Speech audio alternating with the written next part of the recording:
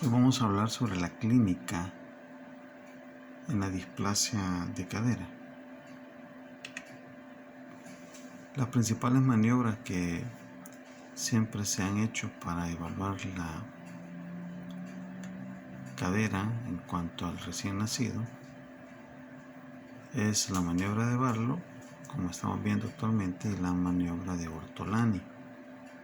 La maniobra de Barlow, el niño se coloca en decúbito dorsal con las caderas flexionadas y las rodillas en semiflexión, y el examinador lo que se hace es una ADD de cadera, y eso le va a provocar al niño una luxación de la cadera.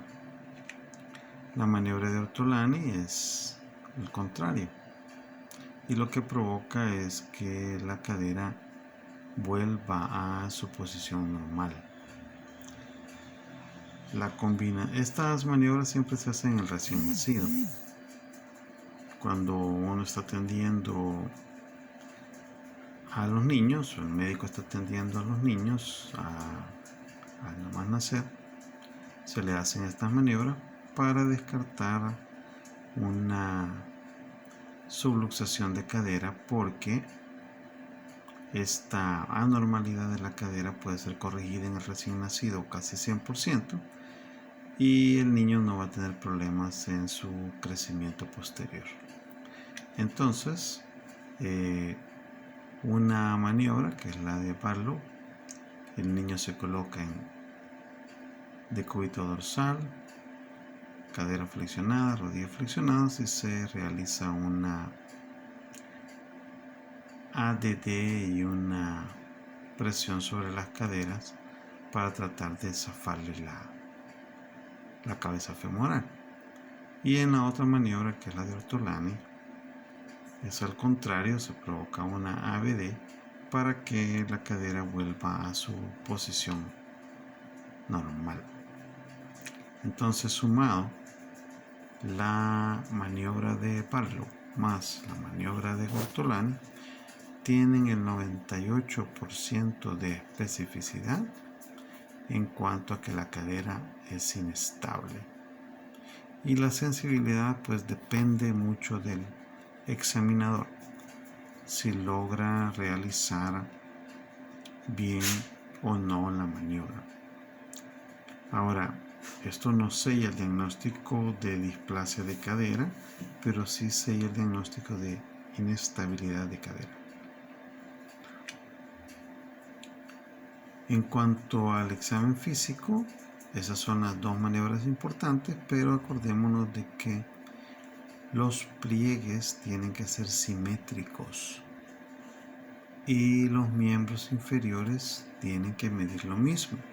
Entonces, si nosotros realizamos una maniobra en donde colocamos los dos miembros inferiores a la par y vemos que un miembro es más largo que el otro, aunque no lo medimos directamente, pero lo estamos observando, así como aparece en la figura de la izquierda, donde se visualiza que el miembro derecho es más corto que el izquierdo, con las caderas en flexión. Y en la otra posición vemos también que una rodilla está más descendida que la otra. Entonces eso nos está demostrando una dismetría de miembros. Ahora lo tendríamos que medir para ver cuánto es la dismetría. Y otra evaluación que podríamos hacer en un recién nacido es los pliegues de sus ingles, los pliegues de las piernas, los pliegues de las rodillas, y así evaluamos si hay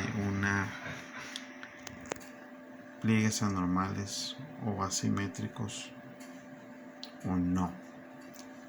Estos no son signos patognomónicos de una displasia del desarrollo de la cadera, pero contribuyen a sellar el diagnóstico.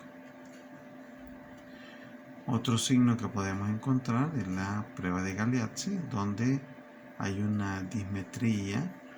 Observamos en la figura de la izquierda que el paciente está en decúbito dorsal con la cadera en semiflexión, la rodilla flexionada en su totalidad, y observamos una diferencia del tamaño del fémur.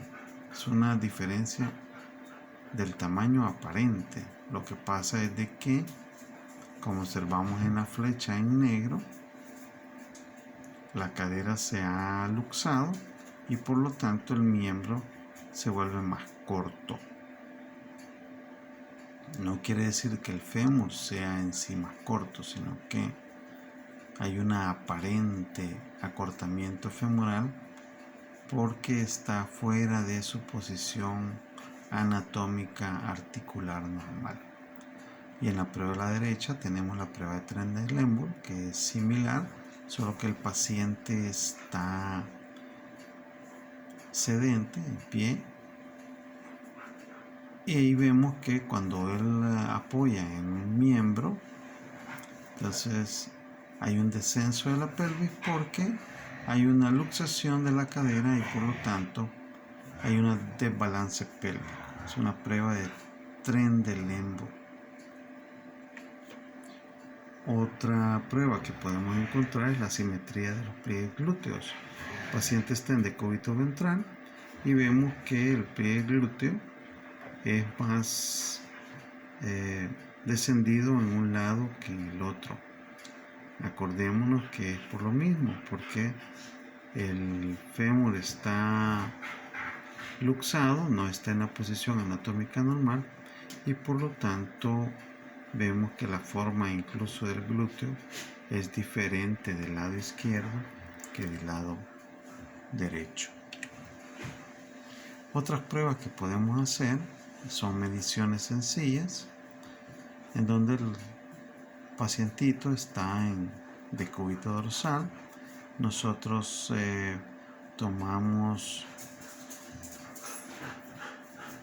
la espina ilíaca antero superior y con el dedo medio tocamos el promontorio del trocánter, y si trazamos una línea directamente entre esos dos dedos nos va a dar en el ombligo, pero si hay una dislocación de la cadera entonces nos va a dar debajo del ombligo.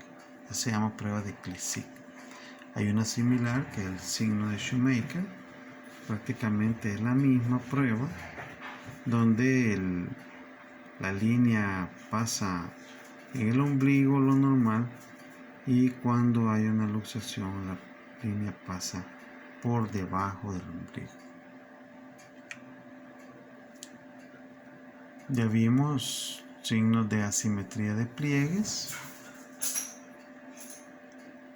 y también tenemos el signo del pistoneo de cadera.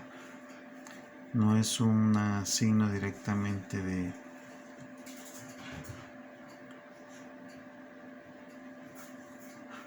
McMurray, sino que es un signo de pistoneo de cadera.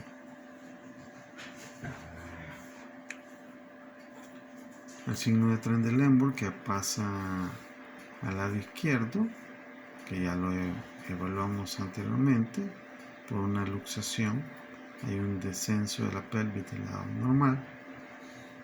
Y el signo de Lloyd Roberts, en donde si es positivo muestra la extremidad afectada en completa extensión, porque hay una luxación.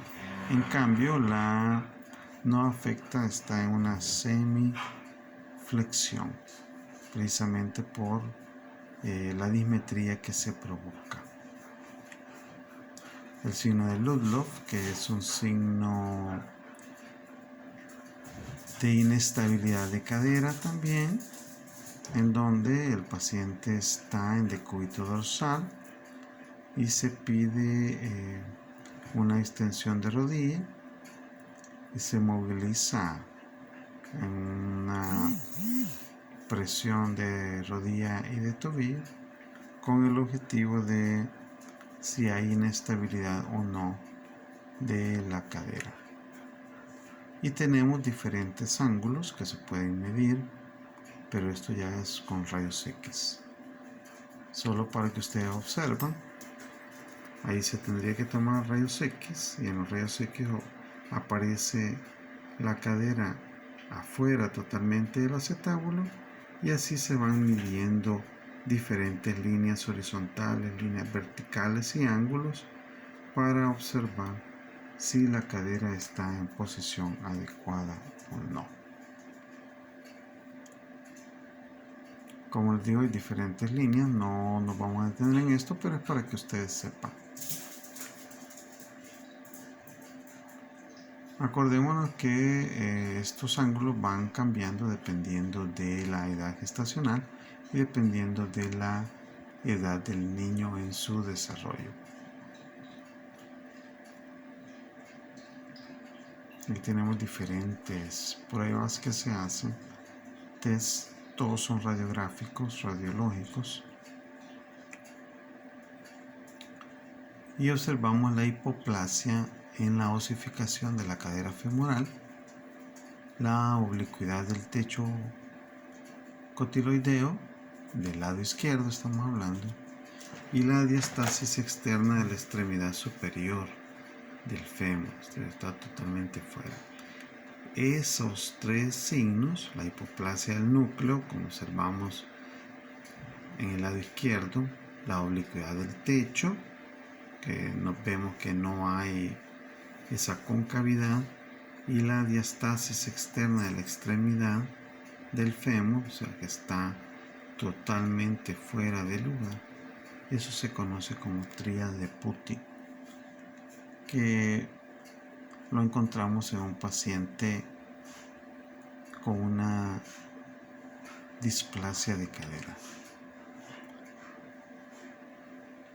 Este es menos evidente que el anterior, pero tenemos siempre el núcleo cefálico hipoplásico, el techo que es más oblicuo, estamos del lado derecho, y la metáfisis separada, que hay una diastasis del fémur.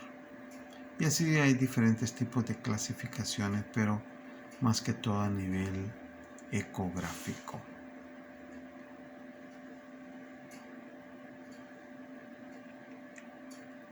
Para el tratamiento de la displasia de cadera, esto tiene que ser, por supuesto, individualizado.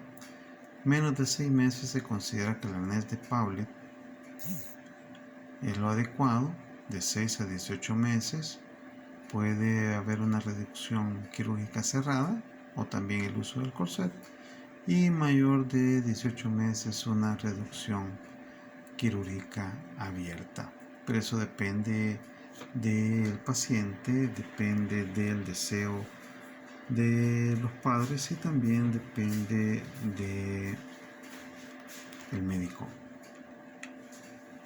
Hay diferentes tipos de férulas para problemas congénitos de cadera. Aquí tenemos un listado diferente. Ya ustedes lo han visto en sus prácticas de órtesis. Solo observen que prácticamente todos dejan las caderas en una ABD, ya sean cojines abductores, el arnés de Paulet, el paciente está con caderas en ABD. Órtesis de ABD rígidas, que pueden ser de polipropileno o de otro tipo de material. La férula de von Rosen o de Freica. Observen que todos, el niño está en posición de ABD de caderas. Y la férula de Dennis Brown, que es una de las más famosas de uso nocturno o diurno.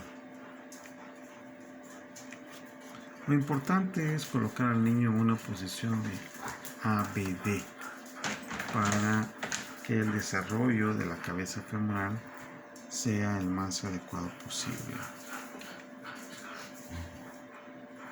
Y importante, no mantener el niño recién nacido en una ADD de cadera, sino que en una ABD.